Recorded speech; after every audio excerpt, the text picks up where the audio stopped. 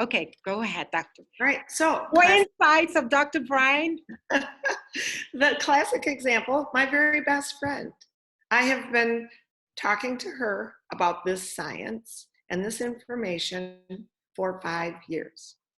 And she's watched the progress. She's watched she's seen what's happened with me. She's not only seen what's happened with me, she's watched it in my entire family. She's watched it with people around her. But because she wasn't the first person to find it before me, I think she was unwilling to really take a look at it. And so I finally just started asking her questions and just said, you know what, I'm just curious. Could you tell me what would it take for you to take a look at something that truly could be that transformational for your body? What kind of things would you need to see? And when I asked her that, she simply said, you know what? I would just like to see a couple of human studies. And I said, done. I had shown her lots of studies that were in the lab. She didn't correlate those with human studies.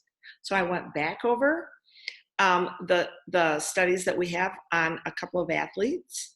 And I went back over some of those where they were showing what was going on in human tissue for our cardiology studies that are done in Circulation Journal. By the way, the only nutrient that's been presented in that journal to date that I'm aware of, and that they paid for. And the bottom line is, when you're utilizing in a study a product by trade name to demonstrate what your point is or what you're trying to prove in a study, that's called a gold standard. That's the gold standard of what they're utilizing to prove the theories they're trying to prove. That's what happened in Circulation Journal. And I love that study because it's demonstrating how the body balances itself, just as we've spoken of before. Balancing out how the body can take care of itself through healing, through fibrolytic formation, through our immune system, through our inflammatory processes, our own body activating all those pathways and balancing them. That's what creates it. And when I showed her that, that was kind of the first time that she really took a look at it seriously and decided to start taking it. So you got to really get to the bottom of what they're looking for. And sometimes that's hard. Sometimes we're so busy trying to convince them because we know what we have is so awesome. Right. And there's so much skepticism out there. It is. And you know what? The fact that we've changed the face of research of where we're going, everything we're doing now and looking at in health has to do with turning back on the switches in genetics, nutrigenomics. That's what this is.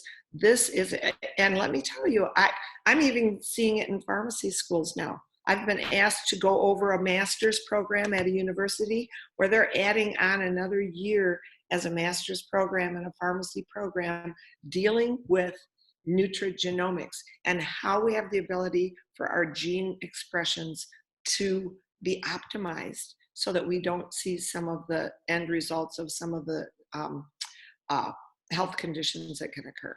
Right. What do you say to someone that says that, well, I'm already taking turmeric, I'm eating healthy? That's great. That's great. But you know what? I want to be able to optimize how my body is dealing with all the MFs, trash.